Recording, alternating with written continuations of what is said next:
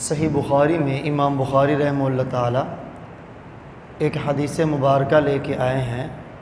راوی ہیں سہل بن سعد رضی اللہ تعالی عنہ۔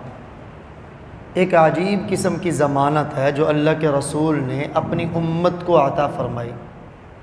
اور وہ ضمانت بھی جنت کی ضمانت ہے کہ آپ نے فرمایا اس کی جنت کا میں ضامن ہوں جو مجھے دو چیزوں کی گارنٹی دے دے۔ من یضمن لی ما بین لحییہ وما بین رجلیہ اضمن لہ الجنہ۔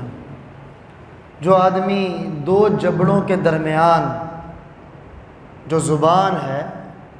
اس کی ضمانت مجھے دے دے، اور جو دو ٹانگوں کے درمیان ہے یعنی شرمگاہ اس کی ضمانت مجھے دے دے، میں اپنے اس امتی کو جنت کی گارنٹی دیتا ہوں۔ جنت کی ضمانت دینے والی ذات نبیوں کے سردار کی ذات ہے، نبیوں کے امام کی ذات ہے، اور ہم سے مطالبہ دو چیزوں کی ضمانت کا ہے۔ ایک دو جبڑوں کے درمیان زبان کی، کہ زبان کی حفاظت کی جائے، جیسے وہ سیدنا معاذ بن جبل رضی اللہ تعالی عنہ کی روایت جو صحیح بخاری کے اندر ہی مذکور ہے کہ آپ نے دین کی کافی باتیں بنیادی سیدنا معاذ رضی اللہ تعالی عنہ کو بتلائی، ان کے اس سوال کے اوپر کہ مجھے ایسے کام بتلائیں جن کی وجہ سے میں جنت میں چلا جاؤں، جہنم سے بچ جاؤں۔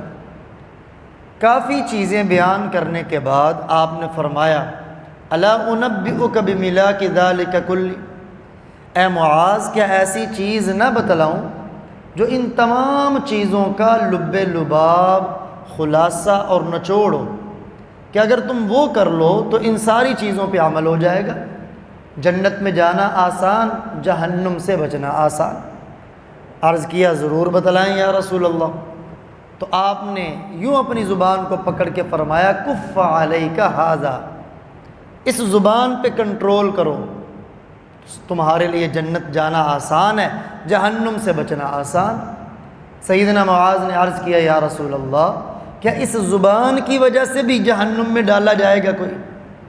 تو آپ نے فرمایا تمہاری ماں تجھے روئے، زیادہ لوگ اوندے منہ جہنم میں اس زبان کی وجہ سے ہی